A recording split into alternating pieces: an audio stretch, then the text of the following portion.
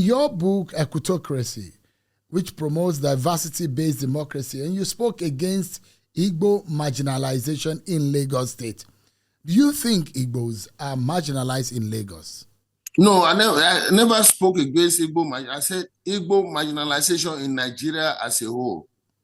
As a whole, because, you know, and not only the Igbos, also the minorities. Because when an Igbo man or minority, the South or the North Central people, even some minority in the Northeast, when they want to contest, people don't see them as serious. They don't see them as substantial. But so a democracy should not be majority system, because a majority system is a winner take all. Okay, because if you are going to compare, if you're going to compare 6 and 4, 6 is a majority, and you want 6 and 4 to contest, that's like 4 is like 0 when you are comparing 6 to 4. But to do that comparison properly, you need to break like 6. You can break the 6 into 3 and break the 4 into 2 and use the lowest common factor to do the comparison. That's mathematics. So do you see an Igbo man becoming a president anytime soon in Nigeria? It's possible. I'm not really that, but it's going to be tough. It's going to be a tough task, depending on who the opposition is, because of this discrimination and, you know, and marginalization that is going on. But it's possible. It's very, very possible. What's your assessment of the President Bola Tinubu's government so far in their performance? Well, I mean, it's on both sides. He's doing some kind of, you see, you cannot have 100%. Nobody can have 100%. I can say that in some area he tried, but I want him to focus on the less privileged. The problem of the less privileged. You know, the poor people are suffering. There is no doubt. And whoever is being taking care of poor people, he should focus more on it and practice grassroots governance. Grassroots governance. If you practice grassroots, all the governors too, they should practice grassroots governance. When you practice grassroots governance, there will be less problem on the people. Do you think the country is on the right trajectory in the hands with the Tinubu at the end of affairs? Yeah, I can say to some extent it is, and to some extent there are problems, deviations problem. Like I just told you, all right, now the country needs to start focusing on how to acquire technology. You know, and you acquire all those important technology, either you buy it, you seek for it, or you steal it. You steal it. I'm talking about government stealing. There's no prosecution in government stealing. You steal it. When you hear, the government can do an assessment on their own. Please, let me say this. All the governors and the government, the federal government, should do an assessment on their own. Let me give you a definition of a successful governance. A successful governance is that government that is able to bridge the gap between the rich and the poor in basic needs of the people.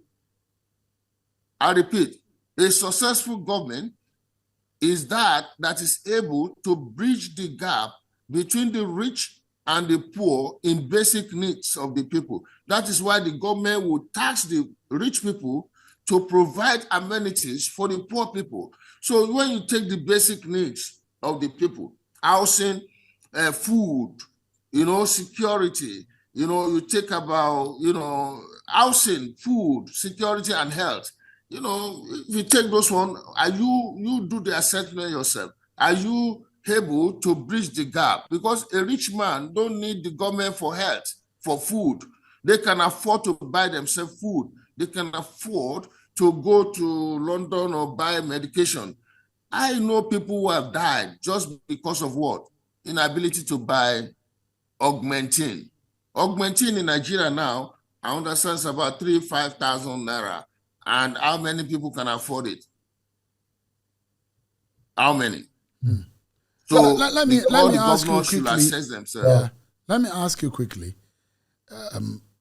You hear Mr. Peter Obi say that he's just going to run for one term if he wins, if he becomes the president, and the debate about rotation and zoning. What is your, and you in your book you talk about balancing and carrying everyone along. What do you think about the balance of power, rotational presidency, and how issues of equity and equitable distribution of rotational presidency is undemocratic. Let me just give you, maybe I may be able to explain it in 3 minutes, in 1 minute for you. You see, we did a system. Okay, let me give you an example. Supposing we have 2 parties, for example, let every state bring two candidates that are competent to rule Nigeria. 2 from Lagos, 2 from this, 2 from this. Now, let all Nigerians do an assessment of the 2 people. Now, let's say, for example, we look at the assessment. The people of Lagos State may decide to do the assessment of Lagos, the 2 candidates. They may decide to go for A in Lagos State. That means A wins Lagos State point. They go do the assessment of Ogun State. They may decide to support B in Ogun State. That means B candidate in Ogun State wins Lagos point. They may do the assessment of Sokoto. In Sokoto, they may decide to go for A. That means A candidate in Sokoto wins Lagos point. So all those candidates, they have 36 points to win, because there are 36 states in Nigeria. So let's say a candidate from Sokoto, for example, wins 30 points, 30 states. You give it 30 states. Then you look at how many states that are won by other candidates in their various something. So the candidate that won the highest number of states will be the president. In that case, every state is participating, every minority is relevant, every candidate is relevant. There will be peace. You can't rig election, because if I'm going to rig election in Lagos State, for example, that means the Sokoto people will not allow me to rig, because if they allow me to rig their state, they are reducing their opportunity. They are reducing their own opportunity to produce the president. You can't rig election. You have to go and seek cooperation. You cannot cause violence. If you're a tribalist that always cause trouble, the kind of system we have tribalists. They always campaign on tribal ground to cause trouble. So if you're a tribalist, you cannot win. You have to love Nigeria. You have to go out there and bring everybody together. That's what they call an equity system, a federal equity republic of Nigeria. There are other things built inside it, but just for these press purposes, that's the basic way to explain it.